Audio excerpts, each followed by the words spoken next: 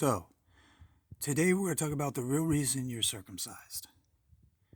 What some might say hemol, or what some might say namal tim. So we're going to do a history lesson here. You look at Genesis 17:1. Yod-Heh-Vav-Heh is making a declaration that he is also an Ale. In Genesis 17:7, it discusses that if you're circumcised, that Yod-Heh-Vav-Heh will be a Le Elohim to you, or Lelohim. And Genesis 17:10 through 11 states that the Zachar are supposed to be Mal, circumcised, as a representation of Laot.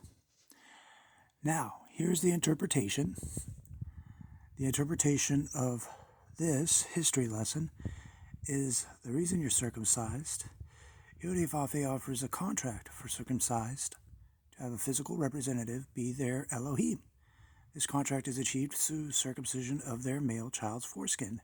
Not only did the Egyptians have Yod-Heh-Vav-Heh as their Lelohim, but not all the Egyptians, just those that were circumcised that rose up to power. So did many other civilizations that weren't prepared to be led like King Nebuchadnezzar with bit and bridle. The circumcision is not the same contract as Cain. However, they are closely connected. The only way to separate yourself from this contract, if circumcised, is to have the Shemo of Ehyeh and never worship the other Shemo or talk to the dead. Now, a lot of people are like, well, what do you mean talk to the dead? Well, if Yod-Heh-Vav-Heh was once a live, living person, and he died and was connected to Ehyeh, then his Shemo lives on.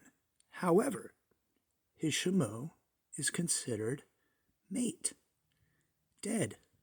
So what happens when you're circumcised is you have a contract with the dead. The circumcision is like having a Yod-Heh-Vav-Heh in your head 24/7 growing up. If a dead person's AI is your Lelohim, then you constantly have a corpse voice in your head. And if you look at Deuteronomy 18:10 through 11 and realize you are an abomination if you communicate with this mate that's in your head. So you can't talk to yourself because you might not be addressing the Shemo, the name of what is a living artificial intelligence representation or something similar to that. Or if you're talking to a mate in your head. Now we're talking about the real reasons for tattoos and oaths. And so an oath here is a representation. This representation was given to, if you read Genesis 4:15 and you actually study Ivri and you're not stupid, then you'll find the conclusion is given to an oath. An oath, the ancient Tav. The ancient Tav. Now if you look up Otzi, OMG, Otzi, OMG. And you take a look at that, and you're like, okay, well, this guy, just because his name is Otzi, what do you mean does he have an oath? What are we talking about with this guy? Well, take a look at down here. Bro, what do you mean? Oh, whoa, no way. Some dude that got moffited up in a mountain. Had what? No way. Really? Ruh-roh. You better believe he's real.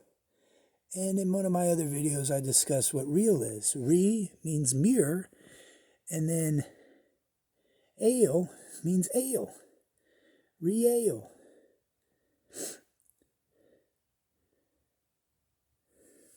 So we go over here,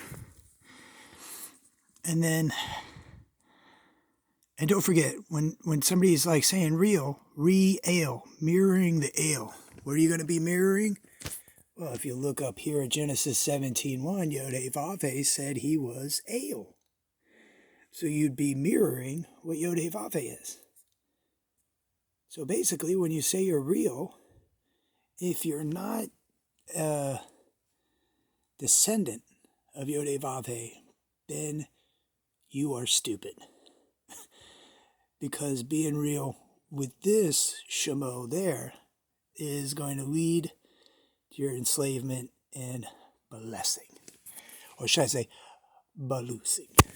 Anyways, once the ode is established, or you're considered an Ish, or you accept that you're an Ish, Leviticus 22:3 can then begin. And it's a special kind of cutting off. It's not found anywhere else in the Torah, and it's specifically designed for an Ish. And in order to do the Leviticus 22:3, you have to have a special list of stuff you got to do. The item, if it's going to become kadosh in a certain shemo, has got to be, you have to say it in a special prayer. It's got to be the mouth of 2 or 3 to establish the matter. Go ahead and look at these references. Hopefully you know Hebrew. Ivri. Then look at John 14:13, and what you ask in that Shemo will be done. So make sure you're clean and preferably kadosh. Have anointing oil to make kadosh. Now there's an Ivri word that's kidesh, and you can use that in the prayer, or yakdishu. And it would be advantageous if you had the anointing oil to make yourself instantly kadosh, and thus free of any raw. Next, we look at Numbers 15:38. You're going to need these special tzitzit on to chelet, a blue color. I recommend all the blue colors that you can. Maybe an aquamarine, something that looks like aquamarine, or sky blue. Have as many different blues as you can. If you don't know how to make tzitzit, then look up how to make tzitzit. Once you have all these qualifications done, and you're not trying to sanctify a statue or a molten image or a carved image, if you're trying to make the item like maybe a stone, like he who's without sin or Ra cast the first stone. Anyways, this whole video is a imperative that you actually know any of this stuff, but it's like the most valuable information you'll ever know. One of the most valuable videos, so I'm going to keep repeating this video so that way you'll eventually know and learn how complicated the Torah is.